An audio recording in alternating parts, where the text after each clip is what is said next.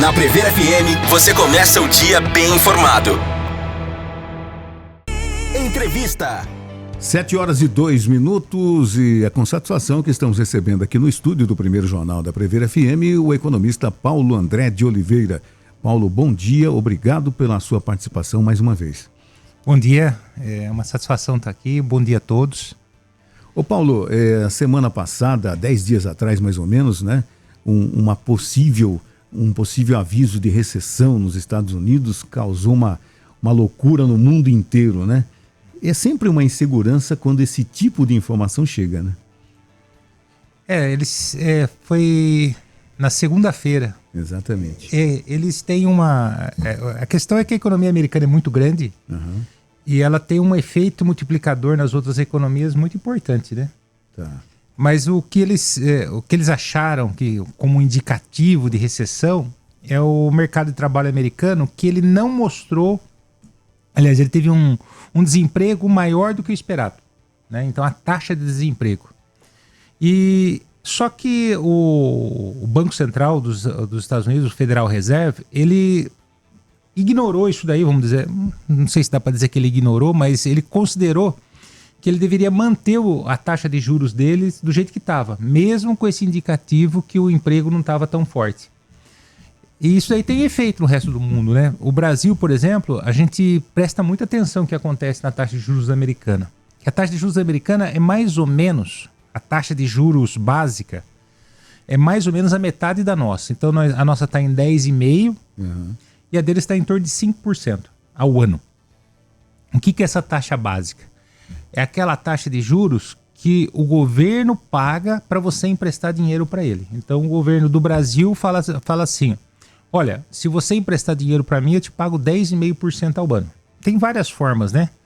Não é somente desse jeito, mas a mais importante é essa. E nos Estados Unidos está em torno de 5%. Como isso é uma taxa de juros considerada alta para os Estados Unidos, né? O mercado reagiu falando assim: poxa, peraí, se a taxa de juros está 5%, eles não baixaram, a gente pode diminuir a atividade econômica, né? Ou seja, podemos entrar em recessão. Eu particularmente não acredito nisso. Eu acho que foi uma reação meio exagerada do mercado. Mas acabou vazando, né? E a repercussão foi automática, né, Paulo? Sim. Aconteceu outras coisas juntos. No Japão, a taxa de juros muitas vezes é negativa. Ou seja, porque o que é uma taxa de juros negativa? É aquela que, apesar do indicador ser positivo, a inflação é maior do que ela. Tá. Né? E o Japão resolveu aumentar um pouco a taxa de juros também. Mas o Japão foi um motivo diferente. Tudo meio simultaneamente.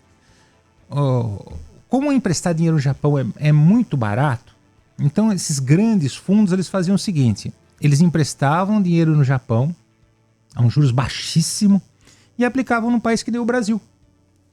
Né? Então eles traziam dinheiro para o Brasil, tudo isso daí em dólar. Apesar da moeda japonesa não ser o dólar, tudo isso daí em dólar. Eles emprestavam dinheiro no Japão, traziam para o Brasil, aplicavam a 10,5%, traziam um pouco mais de 1% do Japão, aplicavam a 10,5% aqui. Quando os títulos venciam, né, quando a dívida vencia e eles recebiam o dinheiro de volta, iam lá e pagavam a dívida no Japão. Então eles faziam dinheiro sem ter dinheiro. Sabe? Isso é perfeitamente legal. Perfeitamente legal. Porque essas empresas que fazem isso, né, são corretoras, fundos de aplicação financeira, elas procuram oportunidade pelo mundo inteiro. Essa operação chama carry trade. É emprestar dinheiro num juros baixo e aplicar num juros maior. Entendi. Daí você recebe os juros maior e paga os juros baixos. Né? E o Japão, quando ele elevou essa taxa de juros lá, ele diminuiu esse interesse de fazer isso. Né? Então isso daí fez com que se aplicasse dinheiro em outras partes do mundo. E teve reação aqui no Brasil também. Quando o juros sobe nos Estados Unidos ou se mantém alta, é mais difícil de baixar os juros aqui no Brasil também. Entendi. Porque a maior economia do mundo é que influencia tudo, né? O problema é assim.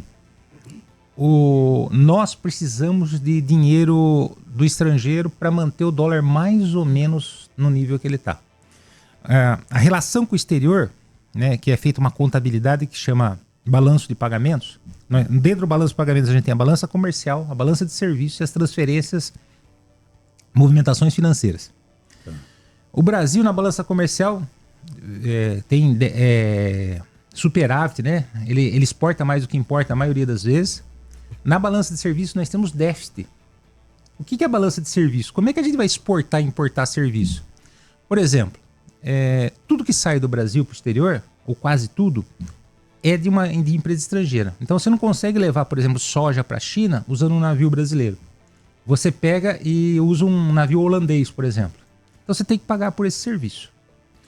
Nós temos serviços de tecnologia, mas o pesado mesmo de serviço aqui no Brasil, que nós pagamos, é patente. Nós temos deficiência de tecnologia, então nós pagamos royalties para o exterior, principalmente na área de remédios, né? Nós produzimos um remédio aqui, mas pagamos para produzir ele aqui. Nós pagamos royalties, então, nós pagamos lucro.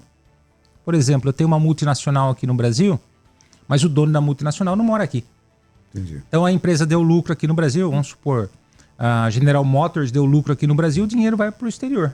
Porque o proprietário da empresa está lá no exterior. A sede é lá, né? A sede é lá e os proprietários estão lá, vai pagar os acionistas lá. E juros. Quando a gente sempre se falou muito serviço da dívida. Serviço da dívida é pagar os juros. E então nós temos 3 tipos de serviços, né, que a gente chama serviços sobre fatores de produção, né? Pagar a tecnologia, pagar o capital, que é o lucro, né, e pagar os juros, né, o de empréstimo, que é um volume muito grande. Então isso daí faz com que a gente tenha déficit. Bom, como é que a gente vai compensar? Nós temos uma exportação positiva de bens e serviços e nós temos é negativo que a nossa posição em serviço. Então, no final das contas, sai mais dólar do que entra. Entendi. É na movimentação financeira. Então, como é que a gente compensa isso? Entrando dinheiro para aplicar aqui no Brasil. Aplicar normalmente no mercado financeiro. Então, quando esse dinheiro não vem, o dólar sobe. Então, nós estamos aí no patamar de 5,70 e nós precisamos assim, que confiem e tragam dinheiro para o Brasil para o dólar amainar um pouco. E essa confiança é o quê? É uma confiança na economia, que a gente não vai ter problemas. E o governo também age nos bastidores para que essa confiança aconteça e o investimento no país ocorra, né? Ele age para que aconteça ou para que não aconteça, né? Então, o fato é que você tem que ter uma segurança jurídica, você tem que acreditar que você vai trazer o dinheiro para o país e você vai conseguir tirar. Isso é um ponto, né? Como você aplica em título do Tesouro, principalmente, o Tesouro Direto, né? Tantos brasileiros aplicam Tesouro Direto. Você tem que acreditar que, olha, quando vencer aquela dívida, o governo vai honrar. Então, tudo isso daí vai pesando. Por isso que quando se faz uma declaração assim, não, nós vamos aumentar os gastos do governo, o mercado financeiro reage. Porque a gente sabe que o governo gasta mais do que arrecada. Então, quando você gasta mais do que arrecada, é que nem o salário, né? Você tem o seu salário, se você começar a gastar mais do seu salário, você empresta. Verdade. Você empresta, até que vai chegar um momento que o cara vai falar assim, não dá pra mais emprestar dinheiro pra você, cara. Você tem que dar um jeito aí, controlar zerar essa dívida. Né? Ou zerar essa dívida, ou mostrar uma trajetória viável. Né? Então, declarações do governo assustam. E por que assustam tanto? Eu acho isso interessante as pessoas acharem que o mercado financeiro, eu sempre uso essa expressão, é um cara que nem o tio Patinhas, né? Em cima de uma montanha de dinheiro fumando um charuto. Não é isso daí, não. Nós somos o mercado financeiro. Né? Quando o cara tem dinheiro lá no Nubank, né? Ele tá lá e ele olha assim, ganhei R$12 na minha aplicação no Nubank, ele fica feliz, ele acha que é o Nubank que está pagando. Não é o Nubank que está pagando. O Nubank é um intermediário. Normalmente o Nubank pegou o dinheiro do cliente dele e aplicou, a maioria das vezes, em título do governo. O banco também pode pegar dinheiro do cliente dele e emprestar para outra pessoa comprar um carro, que é o CDB. Então você tem vários produtos financeiros, né? E um dos produtos financeiros é emprestar dinheiro para o governo. E o banco fica no meio disso daí também, né? Ele agiliza isso. Entendi. Né? Então, A gente precisa sim que o governo demonstre para que caminho vai indo, né? E é por isso que o mercado financeiro se preocupa. E quando eu falo isso, né, quando você aplica um dinheiro num banco, você não espera que você aplique 1.000 e daqui a pouco tenha 900. Né? Então você quer segurança. E quem faz isso daí é um gestor. Né? Esse gestor do seu dinheiro ali do Nubank, do Itaú, do Banco do Brasil, ele se preocupa. Você não posso aplicar em furada. E essa que é a preocupação que a gente tem com o governo. E falando no governo aí, que em julho anunciou congelar os gastos, né, o congelamento de 15 bilhões, queria saber a sua visão, de que forma isso impacta o dia a dia dos brasileiros. Olha, o governo fala de congelar, contingenciamento, né? Na verdade são coisas um pouco diferentes, mas no final vai chegar no mesmo resultado. Ele não quer gastar. Porque a gente tem o arcabouço fiscal, que é uma lei que ele tem que cumprir, né? Ou seja, ele tem que gastar até um ponto, né? O arcabouço fiscal limita o gasto dele, vamos colocar assim. Agora, respondendo o que você perguntou, quando o governo diminui os gastos, ele cria uma série de problemas na sociedade. Por exemplo, falta dinheiro para manutenção de prédios, né? Ele tem os gastos que ele pode cortar e aqueles que ele não pode cortar. Então tem os gastos que a gente chama de discricionários que ele pode cortar. Por exemplo, investimento em certos locais, ele corta. Né? Deixar de arrumar comprar um equipamento novo para um hospital. Mas quer ver uma coisa que aconteceu recentemente, que as pessoas acham que não tem nada a ver? Por exemplo, o Minha Casa Minha Vida, ele fez com que os imóveis usados aumentassem o valor da entrada. Né? Então a pessoa tem que ter mais dinheiro para comprar um imóvel do Minha Casa Minha Vida usado. Mas por que fizeram isso? Né? O dinheiro do Minha Casa Minha Vida, ele tem uma parte que é do Tesouro, porque os juros que se cobra ali, ele é baixo. É abaixo dos juros de mercado. Quem que paga essa diferença? O Tesouro Nacional. Então, se falta dinheiro para o Tesouro Nacional, ele quer gastar menos dinheiro numa coisa como essa daí. Entendi. Então, ele manteve para os imóveis novos, que geram emprego, renda, ele dá um efeito multiplicador. E para os imóveis usados, ele aumentou o volume de dinheiro que você tem que ter à vista para você comprar o imóvel. Da entrada no imóvel. Isso, porque ele teve que cortar o orçamento. Sabe aquele dinheiro que ele colocava para ajudar nos subsídios? Então ele teve que diminuir isso daí. Isso tem um efeito para quem está lidando com um imóvel usado, mas tem um efeito multiplicador para quem compra um imóvel novo. Por exemplo, eu vou vender minha casa, um imóvel que eu tenho, e para comprar outro. Puxa, eu não consigo vender. Não consigo vender porque o cara lá tem que dar metade do valor da minha casa de entrada. 100 mil. Eu vou vender uma casa por 200, o cara tem que dar 100 mil. Não é todo mundo que tem 100 mil no bolso, na verdade. E isso daí faz com que o mercado secundário, secundário, de imóveis, ele fique mais lento. Daí ele atrapalha do novo também. Entendi. Porque ele faz parte do volume de pagamentos. Então, se eu vender o meu imóvel, eu consigo fazer. Então tem um monte de efeitos. Né? Tem no dia a dia, nas universidades, que eu sempre lembro da universidade, né? Tem das universidades, mas dos hospitais, estradas, tudo, mas tem também esse efeito em coisas que a gente nem imagina. Pô, mas o que isso daí tem a ver? Por exemplo, né? E um detalhe também é que muitos ministérios têm a sua verba reduzida também. Todo mundo apertando os cintos. E vai ter uma chiadeira também nesse sentido. Né? Já está tendo, né? Uhum. Eles fazem as previsões deles, né? Então, você pegar o Ministério dos Esportes, você pegar todos esses ministérios que eles conseguem cortar, eles cortam. Né? Então, você vai ter que cortar tanto. Como? Não sei. Né?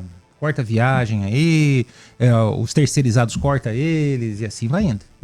Isso faz parte dentro desse arcabouço, né? Que foi tudo muito bem estudado, conversado e tudo mais, e tem que se cumprir tudo isso, né?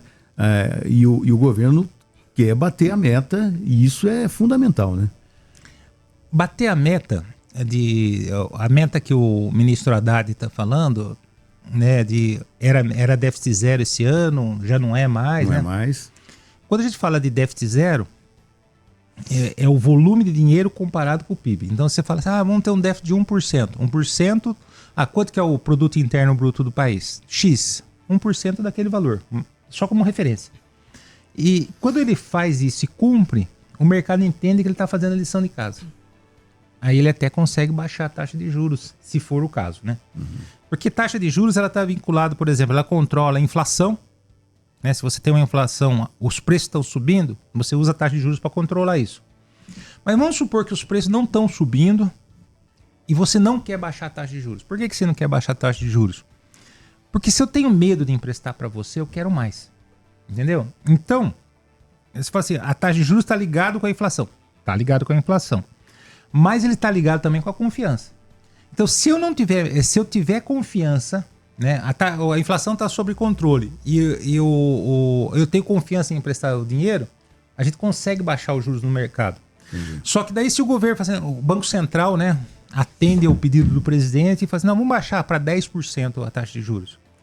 Mas o mercado não confia, ele para de comprar os títulos do governo. Então o governo vai fazer um leilão de título, que é vender dívida, né? Ou ele não consegue vender tudo. Entendi. Então, porque é assim, o governo precisa de dinheiro todo dia. Então ele faz um leilão. O que é o leilão? Ele fala assim, hoje eu preciso de R$1 bilhão, vamos supor, e ele oferece, eu estou vendendo isso daqui, um vencimento em tal data, tal taxa de juros. Ele oferece no mercado. Se o mercado acredita, ele vai lá e compra tudo e falta título. Se o mercado não acredita, ele vende metade. Daí o que o governo tem que fazer? Aumentar os juros para vender a outra metade. Porque ele precisa do dinheiro para pagar as contas. Entendeu? É isso aí. Mais ou menos difícil. Mais ou menos complicado para entender, né? Desculpa. Não, imagina, não a sua explicação. É que como funciona o mercado. A gente tem que tentar entender, mas é difícil, né? Eu imagino para vocês, economistas, vivendo no Brasil, ter que dar uma explicação do que mudou, do que não mudou. E por que estão tantos memes nos últimos tempos com relação ao ministro Fernando Haddad, né? Que é o taxador de tudo. É o taxa humana. Taxa humana. Porque a gente tem as receitas e despesas, né? Ele quer zerar o déficit. Já que ele não está conseguindo reduzir a despesa, ele tem que aumentar a receita. Aí é taxar tudo. Tanto que a partir do dia 1º desse mês aqui, começou a se cobrar imposto de importação sobre as compras internacionais de pessoas físicas abaixo de $50. Esse é o das blusinhas? Das blusinhas. Ninguém entendeu muito bem ainda qual é a dinâmica da taxa das blusinhas ainda. Você sabe por que chama de blusinhas? Porque em 2023 aumentou em mais de 400% a importação de roupa. Então a maior chiadeira da taxa das blusinhas não é o governo que quer arrecadar. Sim. Não há dúvida. Mas o imposto de importação não tem essa função. Ele protege a indústria e o comércio local. Então as grandes redes, eles falam assim, peraí, não dá para eu competir com isso. Porque é o seguinte, vamos supor, você pega uma loja de rede que vende roupa, sei lá, a Sears, alguma coisa assim, a C&A. Nós vamos lá, a gente compra uma coisa de $30. Eles vão lá e compram um horror. Então eles são sempre taxados. Certo? Entendi. Não existe não taxação para uma empresa. Primeiro porque eles são pessoas jurídicas. E segundo porque o volume é grande. Então eles compram a mesma roupa que você no mesmo lugar e eles pagam mais caro. Então como é que eu vou competir com isso? Não tem como competir. Né? Então eles atenderam a uma pressão também, né, do comércio local, das grandes redes, porque não dá para competir mesmo. Né? E a outra coisa é, como vocês falaram, né, ele quer taxar tudo mesmo, porque ele tem que aumentar a receita para diminuir essa diferença entre o que ele arrecada e o que ele gasta. Né? Essa que é a ideia. Se eu não consigo diminuir o que eu gasto, eu tenho que ganhar mais.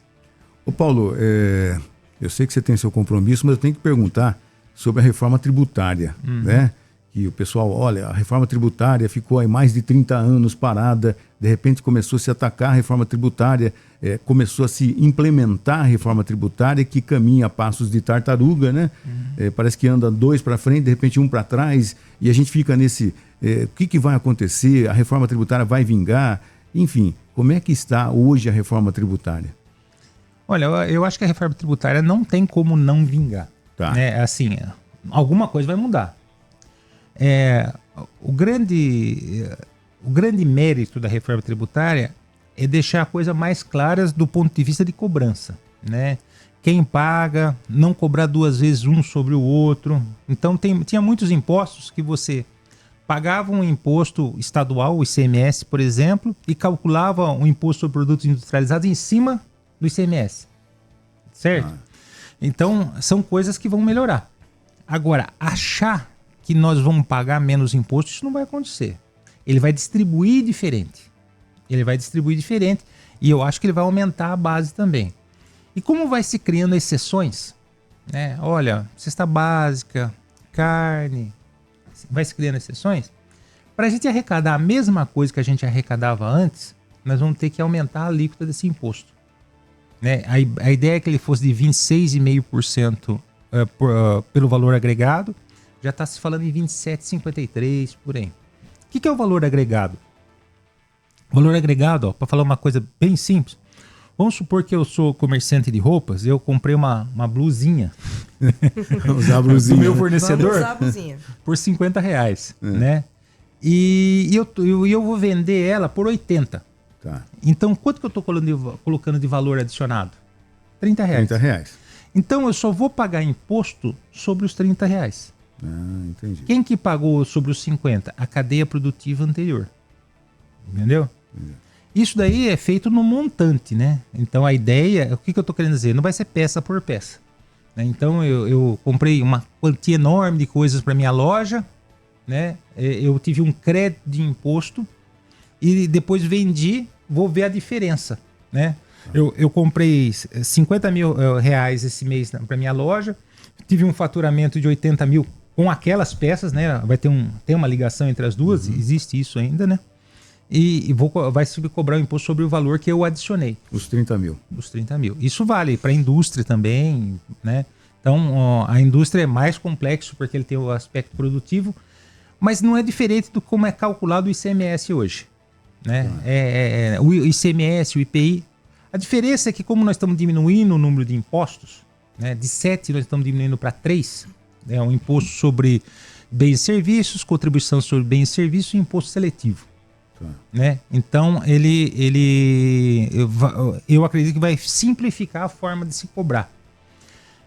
Ter mais previsibilidade dentro da empresa, né? Saber como é que as coisas vão acontecer é uma coisa importante para o empresário. Né? Então, esse que é o lado positivo. E a reforma tributária ela só está cuidando da produção e consumo. Ela não é uma reforma sobre a renda e sobre o patrimônio. Produção e consumo, né? Produzir, revender e tal. Renda, imposto de renda não vai mudar, né? IPTU não vai mudar, IPVA não vai mudar, são impostos sobre o patrimônio, certo? Renda e patrimônio. Isso daí é outra etapa. E você acha que ela vai acontecer ainda esse ano? Eu acho que ela vai avançar, porque é bastante. Porque acontece o seguinte, né? Os deputados, apesar de ter gente altamente qualificada como deputado federal, senador, com certeza, né? Eles têm uma equipe apoiando eles forte. Então, eles têm as ideias políticas dele, de como a coisa deve ser, mas eles têm uma assessoria técnica muito grande. Que é fundamental, né? Porque senão não tem como fazer. Não tem como fazer. E eu entendo que isso daí vai avançar. É possível, sim, nós finalizarmos ela até esse fim de ano aqui. É possível, sim. Entendi. E falando sobre a reforma tributária, teve muita gente que falou que ia aumentar o imposto, que o imposto do Brasil ia se tornar um dos maiores, falando principalmente sobre o IVA, que é o Imposto de Valor Agregado. Você poderia explicar um pouquinho mais sobre isso? Existem outros países que já têm essa forma de cobrança, Imposto sobre o Valor Agregado. Na verdade, nós temos. É que nosso Imposto sobre o Valor Agregado, ele considera valor agregado imposto também. Então, isso é um problema. E essas alíquotas, né? O percentual do Brasil pode ser um dos maiores do mundo, sim. Né? Não é que o volume de imposto que a gente vai pagar provavelmente não mude, porque a gente já paga muito imposto. Mas se quer ver uma coisa interessante, esses países mais envolvidos, eles têm imposto de renda mais pesado do que o nosso. Apesar de a gente ter não ter correção de tabela, essas coisas, eles têm um imposto de renda mais pesado. Isso é um benefício nosso? Não diria isso. Porque quando você você fala de justiça social, o imposto sobre bens e serviços, ele é um imposto que ele não quer saber quem é a pessoa. Né? Então, por exemplo, eu vou lá, o cara comprar 1 quilo de feijão e ganho salário mínimo, ganho R$1.412, eu acho que é. Isso. Né? É o mesmo imposto que um cara que vai lá e que ganha 50 mil por mês vai pagar. Entendi. Entende? Se a gente comprar os mesmos produtos, a gente vai pagar o mesmo imposto. Né? Eles estão querendo, com a reforma tributária, ter um imposto sobre um conjunto de produtos que eles chamam de cesta básica. Né? Que os supermercados sugeriram. Vamos ver se isso daí vai acontecer especificamente. Mas sabe assim, é criar muita exceção, muita exceção, muita exceção. E a coisa vai ficando complexa de novo, né? Tem um imposto do pecado também, né? Que é um imposto seletivo. O imposto seletivo é um imposto que sai, também é sobre o valor agregado, mas ele sai das alíquotas. Das alíquotas básicas, né? Você tem um imposto sobre o cigarro, bebida alcoólica. São todos impostos que vão ser maior do que o imposto, que a alíquota geral. Mas o imposto seletivo ele serve para isso e também para cobrar menos imposto sobre outras coisas, como é o caso de saúde, por exemplo.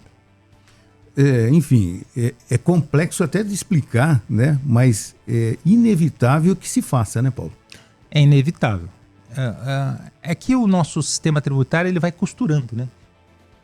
Um em cima do outro e a coisa vai ficando mais complicada. Entendi. Né? Então é interessante sim que isso aconteça. Mas eu mesmo depois que passe tudo, né, que a coisa comece a ser implementada, vai ter problema, porque daí você vai perceber as reações dos agentes econômicos. Né? Como é que a gente vai tentar se defender disso daí? Sempre acontece, né? Paulo André de Oliveira, muito obrigado mais uma vez por ter aceitado o nosso convite. Vai ser convidado outras vezes, é claro, né, para a gente de vez em quando falar sobre economia, que sempre é um negócio complexo. Ficou né? uma pergunta aqui, ó, do nosso amigo Leandro Leonardo. Professor, eu ouvi o senhor falar que as pessoas pagam dinheiro do Japão, que o juros é baixo e empresta para o Brasil, onde o juros é mais alto. No resumo, pega de um, empresta para o outro e acaba lucrando com isso. O senhor disse que isso é legal. Agora, por que se uma pessoa física pegar dinheiro a um juros menor e repassar para um terceiro a juros maior para obter um lucro, isso se torna ilegal? Que pergunta, hein? Eu acho que ele está falando de agiotagem. De agiotagem, né? Na verdade, é legal do ponto de vista. Eu não sei se esse Leandro Leonardo foi meu aluno de logística na FATEC, mas se for ele, um abraço para ele, para o pessoal da logística lá. Legal do ponto de vista dele estar cumprindo a lei. Né? Então, se a lei falar que você pode fazer isso como pessoa física, você vai poder fazer. Basicamente, né, quando isso acontece, que se fala que é ilegal uma pessoa física emprestar para outra pessoa física e ganhar dinheiro em cima, você pode emprestar como amigo, vamos dizer assim, né? Ninguém vai estar sabendo, né? Porque a lei não prevê. Entendi. E o maior problema quando se fala de agiotagem é porque ele não paga imposto. Então, na verdade, essa que é a chiadeira do governo. Entendi. E essa operação que eu estava falando do Japão, Leandro, ela paga imposto. O cara ganha dinheiro pela diferença de juros, não porque ele faz uma atividade ilegal. Quer dizer, o imposto é cobrado, mas o lucro dele, a vantagem dele vai ser a diferença de juros, né? Diferença de juros. Porque, você vê, está subindo os juros no Japão e ele não tá deixando de ser interessante fazer. Entendeu? Né? Porque existe um custo grande nisso daí, você fazer essas operações. E quem consegue fazer essas operações no Japão é empresa grande. Que para eu emprestar dinheiro no Japão, eu tenho que dar garantia, eu tenho que estar estabelecido no Japão. Não é assim, o Paulo vai lá emprestar dinheiro no Japão e aplicar aqui no Brasil. Eu não consigo fazer isso. Tem que ter um BTG, coisa desse tamanho. Né? E eles sabem que você está fazendo isso. Sabe, não é feito nada na ilegalidade. Eles só estão aproveitando uma oportunidade. O Leandro mandou dizer que é ele mesmo e mandou um abraço pro senhor também. Tá bom. Paulo André, muito obrigado, viu? Um bom dia a você, até a próxima. Um bom dia a todos e até a próxima.